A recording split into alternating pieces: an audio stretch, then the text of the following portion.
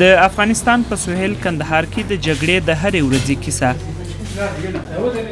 18 کلن فیض الله په ارغنداب ولسوالۍ کې د جګړې له درېدو وروسته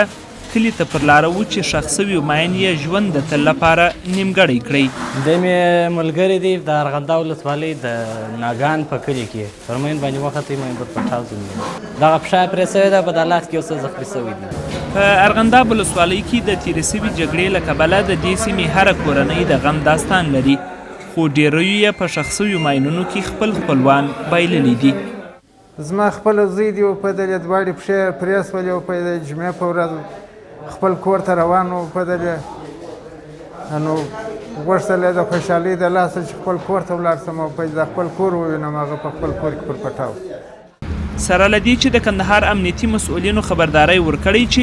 ځایي خلک به تر هغه خپلو سیمو ته نه ورګرځي تر څو ځمکني ماینونه نه وي پاک سوي، خو ډېری بې ځایه سوي ارغندابیان لوږې او د کښتونو ساتنې مجبوره کړي چې بیرته خپلو کلو ته ولاړ سي.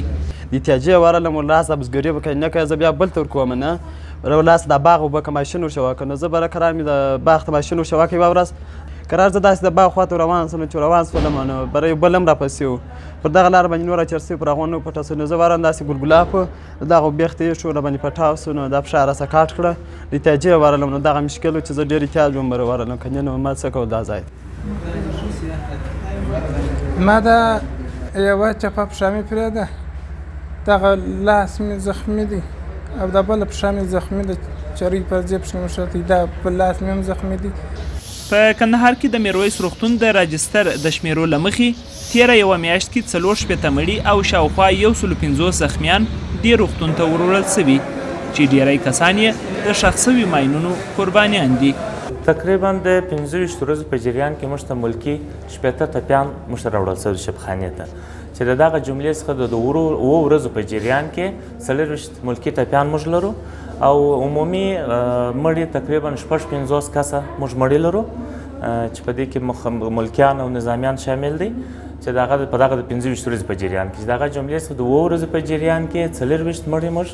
اوس فعلا سب راجستر په میرویس روغتون کې لرو. د کندهار په ارغنداب کې له تېرو 6 میاشتو راهیسې په وقفه‌یي شکل جګړه روانه وه